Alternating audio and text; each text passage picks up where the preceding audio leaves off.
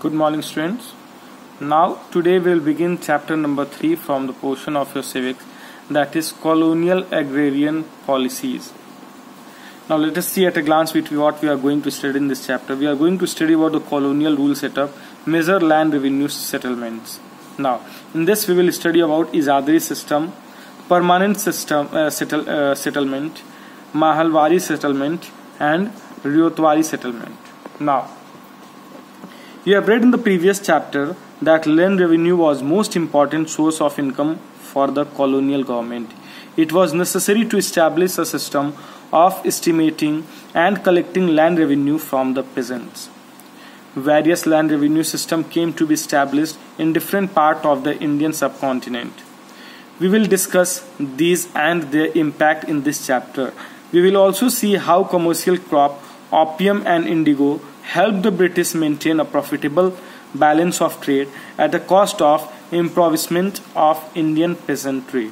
Now, in the previous chapter we have already studied that the most important source of income for the British government was the tax or the revenue, that land revenue that it collected from the people. Now, it was necessary for them to establish a system so that they can collect the land revenue from the peasants, and various land revenue system came to be established in different parts of the Indian subcontinent, the impact of which we are going to study in this chapter. Now we will also study that how the British forced the Indian peasants to grow the commercial crop such as opium and indigo, which helped the British to gain its trade, but it affected the Indian peasantry. It made them more and more poor. Now, changes in the rural setup. Now, during the ancient and medieval period, farmers who cultivated a piece of land held it for a very long period. They used to pay a portion of produce as tax. Now, in return, their right to hold the cultivate that piece of land remained intact. Thus, villages became self-sufficient and could produce enough food crop to fulfill the need of people. Sher Shah Suri started the system of measuring land and giving a patta or written record to its owner. In this system, revenue was paid by the farmers depending on the fertility of the land. When natural disaster affected a region, revenue collection was reduced. Sometime, when the situation was too critical, the affected farmers were exempted from the payment of the tax. Now, during the ancient period of the time, the farmers used to cultivate a piece of the land and they held it for a long period of time. They used to pay the portion of their produce as a tax. In return, they were given right to cultivate that piece of the land and it remained with them. Thus, the villagers became self-sufficient and they could produce enough food so that they can fulfill their need. Now, the Sher Shah Suri, the ruler, he started a system of measuring the land and giving it as a patta and as a written record to the owner of the land. Now, in this revenue system, the revenue was decided on the fertility depending on the fertility of the land. Now, if any natural calamity or disaster occurred, the revenue on the farmers were reduced, or if anything worst natural calamities happened, the farmers were further exempted from payment of the tax. Now, when the EEIC got the Diwani of Bengal, authorizing it to collect the revenue and be in charge of civil administration, it thought of maximizing revenue collection for higher profits. It introduced agrarian policies which included the following aspects. So as the Britishers got the Diwani of Bengal and were authorized to collect the revenue and be in charge of the civil administration, they thought of maximizing their profit and collecting more and more land revenue from the people. So they introduced the agrarian policies. And let us see what were the aspects of the agrarian policies. First, it imposed collection of revenue in cash. Means the revenue from the people was collected in cash. It forced thousands of villages to cultivate cash crop. Further, thousands of villagers were forced to cultivate the cash crop instead of food crops. Now, the company created two parts of Deputy Diwani, one for Bengal and other for Bihar.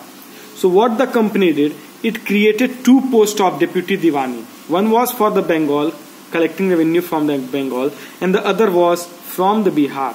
Now, for greater profit, the land revenue collection was now farmed out annually to the highest bidder. So to get more and more land revenue, the bidding was done, and whoever agreed to pay the highest revenue to the British, he was allowed to collect the revenue. Now, the ill effect of this system soon became visible. So the ill effect of these agrarian policies was soon visible, and the people started to suffer. The villages which now produced cash crop had to depend on other villages for food supplies. So the villages which started now producing the cash crop, they do not have food, and they had to depend on the native villages or the neighboring villages for the food supplies. As the tax collector was only interested in collecting more revenue, he paid no attention to improving the quality of land. So the person who was collecting the tax, he was only interested in collecting the revenue, as he had the challenge. If he paid more and more revenue to the British, he is going to get the chance to collect the revenue.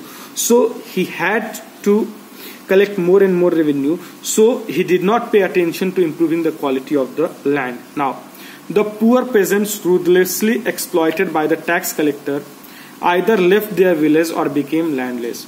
So the poor peasants, the poor farmers, they were ruthlessly exploited by the tax collectors, and being exploited, either the farmers left with the land or they left the village or they became the landless. Now, agricultural production declined. Further, the production of agriculture also declined. Now, simultaneously, trade and commerce also suffered a setback. Indian goods were bought at low rate and sold back in Europe at much higher price. Indian weavers and artisans were compelled to work under harsh conditions, and their skills were ruined.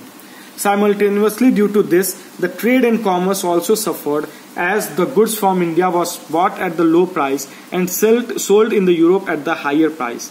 Further, the weavers and the artisans, they were compelled to work in the bad conditions, and their skills were also ruined. Now, it also harmed the interest of the EEIC as a trading company. The official realized that a systematic approach of land revenue collection was needed to secure the maximum amount of revenue in a timely, predictable manner. So they initiated various land revenue systems. So the interest of EEIC of collecting more and more interest also declined, and the trade also declined.